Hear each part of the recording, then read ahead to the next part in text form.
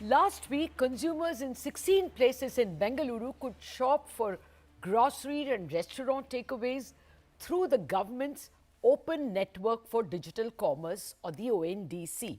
Well, they could have done that through JioMart or Amazon or Big Basket. Why ONDC?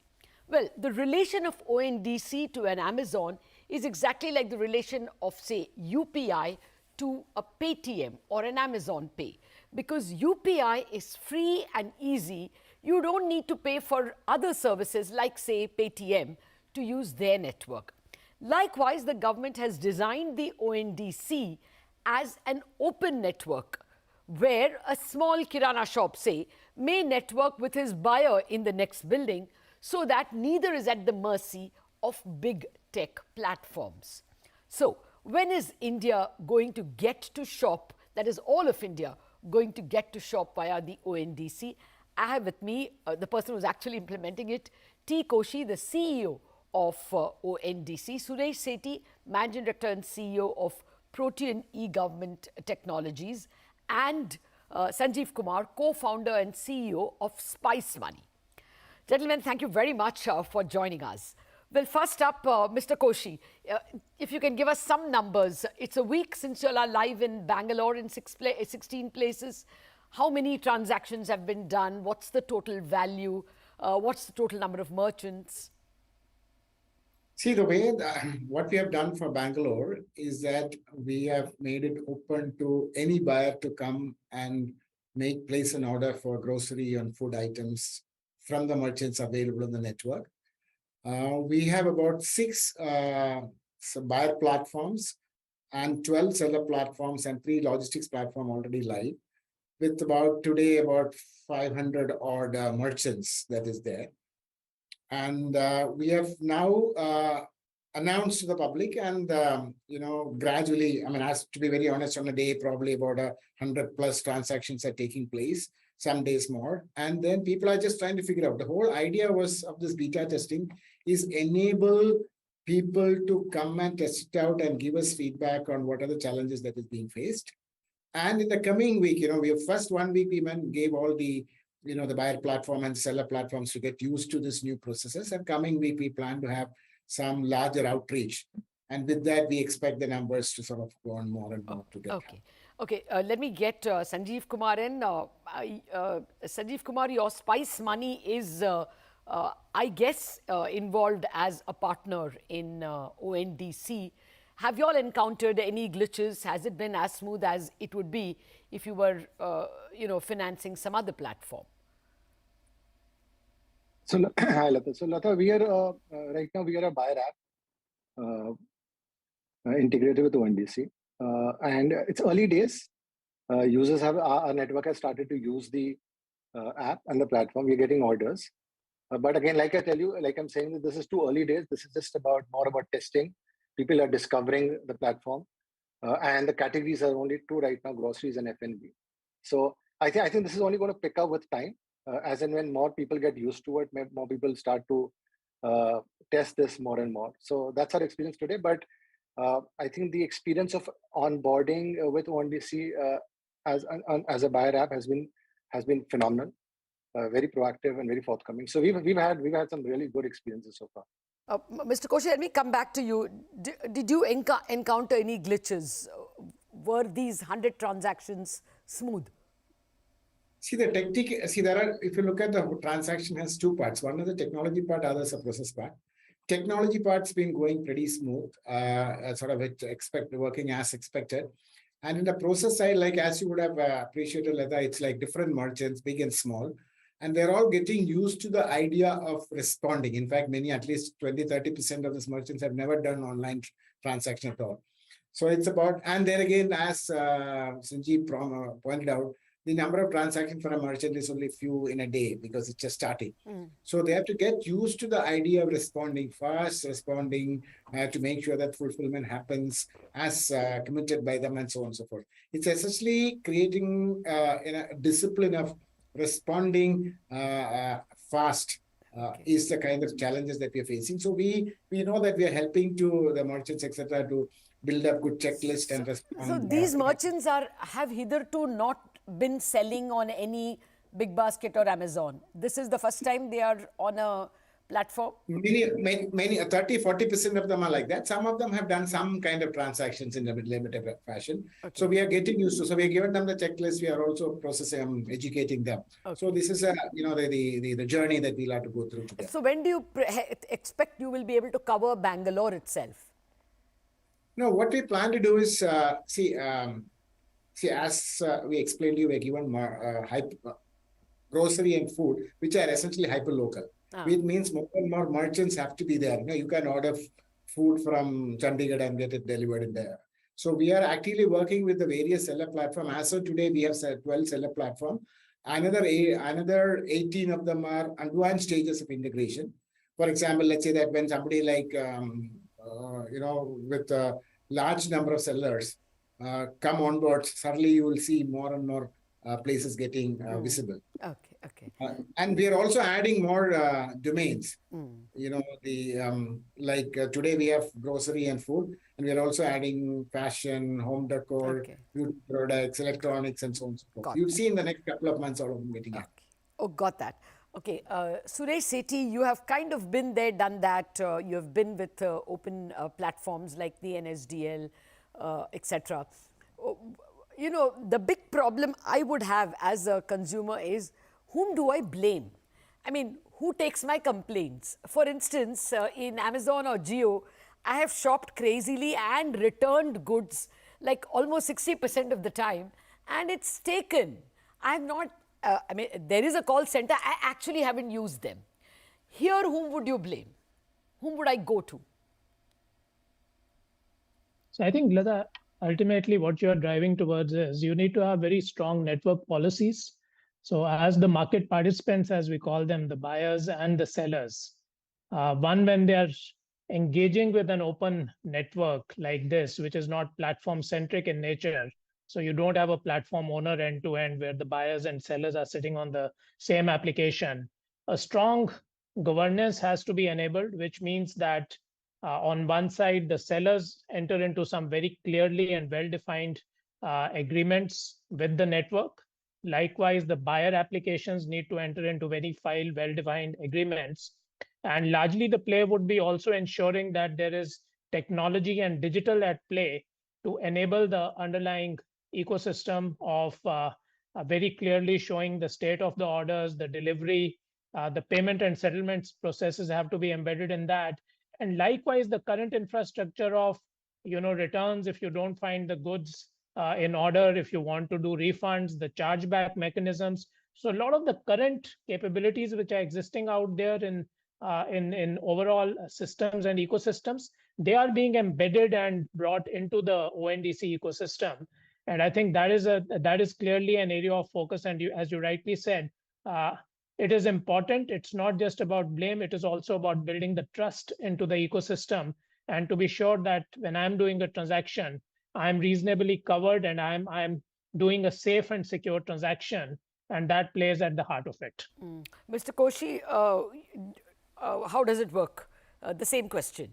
Whom do I complain to? How do you ensure that goods will be refunded when returned and funded without any leakages when a transaction goes through?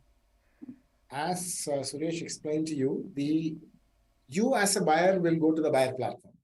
So to buy as well as to raise any issue. So the buyer platform also provides for the buyers to raise any issues, whether it is returned, whether it's clarification, and so on and so forth. And the way system is designed, it will immediately will move this request or clarification to the seller platform digitally, because that's how the whole thing is architectured. And the seller, when he gets a response, then he has all the compulsion to respond and take action, because today, the only thing that is sustainable for the seller is the kind of service that he can give. And the network-wide reputation that we are going to, we have already instituted, and it will be published soon once you have some transactions that are coming, will ensure that if he doesn't, behave the way that is expected, it will be a big challenge. So without going too much into detail, let me just highlight one point, that we have actually developed a very detailed documentation on the whole process of building trust in the network. And that has been published for public consultation in our website last week. And many people have started going through and giving it feedback. And, you're all open to do that. And as of now, the whole checks and balances that has been explained in this consultative paper has been very well acknowledged by the people in the industry and the users. Okay, no, but what is the short answer? If I return a good, is ONDC responsible for ensuring that my money is funded back? Is the particular platform through which I am going responsible? Who is the call center who picks up? The call center who picks up is your buyer application, because you cannot be one central sitting on solving the whole problem from the country. The way it is designed, each buyer application is the entity which is responsible for responding to any issues raised by the buyer, and who in turn will give it to the relevant seller or logistics provider and so on and so forth. Okay. So in that case, would it be that the Amazons and the Geos and the, big baskets come and become clients or become sellers, platforms in ONDC itself? That question after the break, and I think that's a very important question, so stay with us.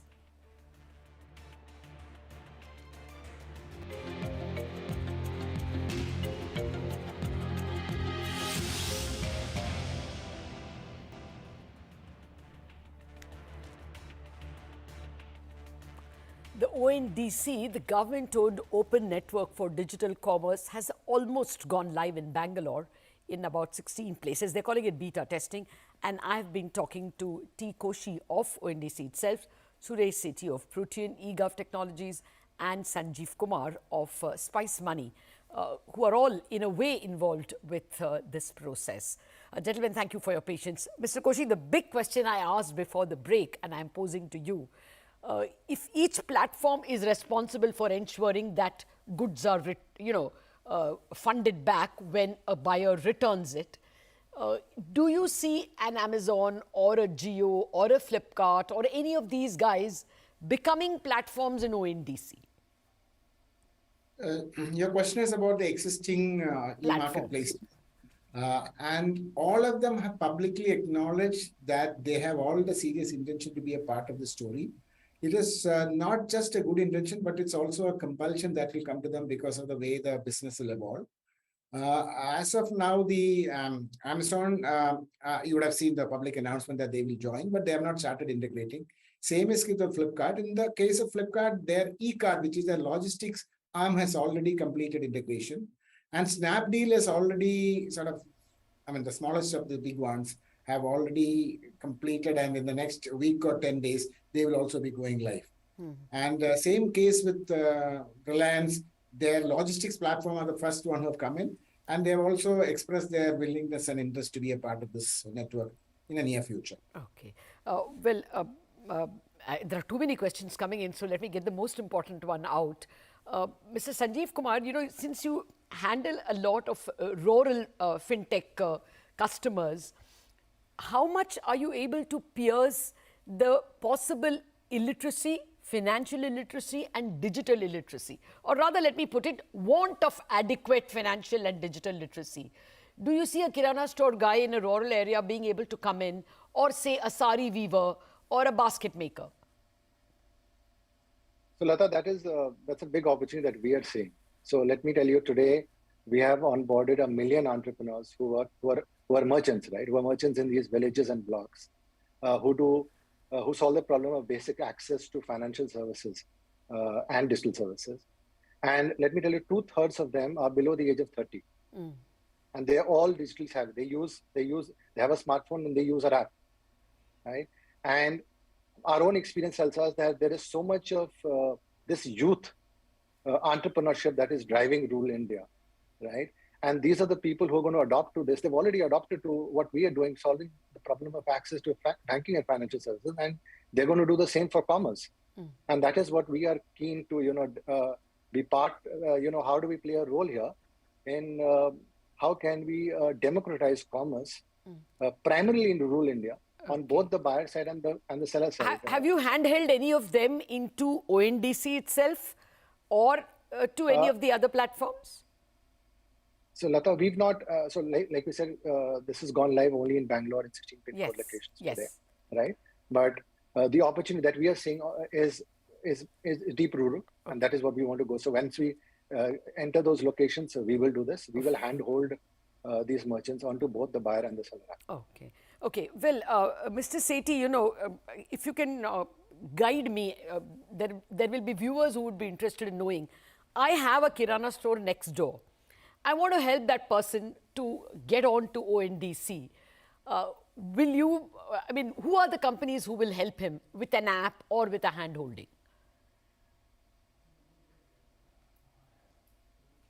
I think you're on mute. I'm sorry, it went on mute. So, as you rightly called out, there's digital literacy, financial literacy, there is assisted play out there. So there are quite a few layers to the enablement that we are talking about over here. Technology being definitely one of them, but not the only one. So when we look at it, you talk about your neighborhood Kirana store and they want to come on board. There's the entire aspect of understanding where are they in their digital journey. It could be somebody who's never been part of the digital ecosystem. So you need to enable them to that extent. And that is where as technology companies, as technology service providers, the TSP comes into play. Similarly, as you heard Sanjeev mention, there's an assisted play in enabling them, in helping them to come on board and in training them to use this system. How do you do your catalog management? How do you build your inventory? How do you enter information about your shop goods into the digital system to be able to be discovered at the other end? So there are multiple players, as we see, who are playing out there, who are creating this enablement journey for the neighborhood Kirana store. And this neighborhood Kirana store, naturally, you are looking at the last mile or the base of the pyramid. And as you go up, you're looking at more sophisticated players who are, again, looking at ONDC becoming a gateway for both discovery, where by only being into the ONDC network, you are able to see multiple buyer apps being able to discover you. So you are democratizing the access from a consumer perspective. And likewise, for a consumer, multiple players coming in will democratize the ability to discover different merchants across the ecosystem. I got that. I'm just wondering that as and when ONDC comes to my town, Mumbai, my city, what should I tell my Kirana fellow? Whom should he go to? Mr. Koshy. There are already about 12 seller aggregators. Many of them are focusing on Kirana stores. For example, I'll just give you one or two examples. It's not anyway endorsing any particular person. For example, there's a company called Go Frugal. Okay, they have been a POS supplier for the small Kirana stores, small and big Kirana stores, small and medium enterprises. And what they've done is they have now made it ONDC compliant. So they are one of the entities who have brought about 30-40% of the various merchants, Kirana stores already which are there. Similarly, when it comes to food products, there is a startup called Growth Falcon who is working with another POS supplier called Pet Puja. Together, they are building many of the stores. So there are already many seller aggregators whose lists are available in our system. Website. Got it. But I went through your website, Mr. Koshy. How will it look? Now, when I go to an Amazon or a JioMart, there is a box where I search for the products I want. So in your case, there are going to be many platforms. So how will the page look? This is something which everybody in my office wants to know. Will you give us many platforms? Will you give us many locations within each platform? So first and foremost, Lata, please understand that VR is not a platform. Okay. Yeah. But anyway, for convenience sake, we have given the link of all the various buyer platforms. You can just go there and click at that tab. Okay. For example, Paytm may have a certain buyer interface that people are currently used to. My store may have something different. Spice Money has their own way of giving access. So each of those buyer applications, based on the kind of clientele they're dealing, they're developing their own preferences. Lata, I will also send you the link of all 5-6 of them which are currently available, so you can play around and see how it works. Fair enough, fair enough. Mr. Sanjeev Kumar, the point comes back to me that a lot of why rural India, even urban India, does not have electricity, internet connection. Wouldn't all this, the low-hanging fruit has been captured by the big tech. Do you see the extension being an issue because of these infrastructure issues? So, Lata, I think it's very different, and I don't agree with this because when we've been doing this business for the last 3 years, and this network serves about 25 million consumers every month on our platform, Lata. And I'll tell you, in remote parts of the country today, the infrastructure problem is not the way we sitting here in Bombay and Delhi believe.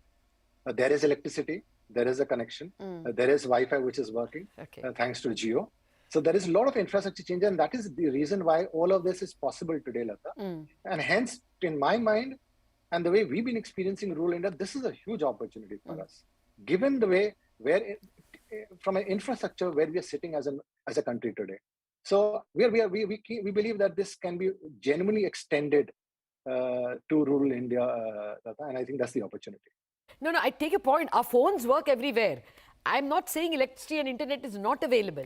I'm only saying the reliability, is not there, and the culture is definitely not there. I don't know about Mumbai. I have not encountered this problem, nor have I encountered it in Bangalore to a large extent. But in outside cities, even when you take the cab aggregators, you go to the airport, they tell you, give me a little more because I may not get a client way back. The culture of keeping to the word or the contract is not very widespread. I mean, so there are human infrastructure issues and there are infrastructure issues. Okay, Mr. Koshy, just give us a broad idea. How will things look on 31st December this year and 31st December next year? What may be the coverage? No, by 31st December, what we will see that it will be, we will have at least 4 or 5 new domains getting added and few hundreds of seller application, few thousands of merchants already coming live, all sort of trying to push their new idea. And the network effect will start building up, and by next year, this year, we believe that you will start, the hockey stick impact shaping up, and a significant large number of transactions and merchants and consumers coming on board is something that we're expecting. Especially if you look at just adding, one more justification on why this confidence is coming. Most of the large banks, fintechs, and telcos have now seen this an opportunity to be participating in digital commerce because they don't have to worry about getting all the sellers. So all of them are coming into as buyer platform. And now when they come as buyer platform, they are not going to be just making it just for this fun sake. So they are going to take a very active outreach to ensure that their consumer base is benefiting from this broad network. So we expect this kind of push happening on the buyer side. And on the seller side, we are also been working with NABARD, with SIDBI, and with MSME and various state governments to actually educate and enable the small and medium enterprises to take advantage of the digital, the marketplace. So we believe that like we have seen in the case of UPI or the way we saw in the Aadhaar, in 1 or 2 years' time, you would see the kind of adoption that is exploding through the roof. If you remember, Lata, you had the same question when we started UPI 4 or 5 years ago. And we believe that you would see something that is happening at a more accelerated pace because the kind of entities who are going to be actively participating, whether to help the sellers or to buyers, are going to be more broad-based and more committed, and they see more possibilities. I take your point entirely. I remember in 2013 when we were extolling the virtues of payment banks, somebody told us, what makes you think that they will succeed? There is something called UPI coming, and we never in our wildest dreams thought that payment over UPI or with assisted apps like a Google Pay is going to be so easy. So that is why the expectations from ONDC are very high, and from what you are telling us, it looks like you all are about to deliver. We have many more questions, and we will have many more such sessions. Mr. Koshy, Suresh Sethi and Sanjeev Kumar, thank you very much for whetting our appetite to know more about ONDC and to buy from ONDC sometime soon.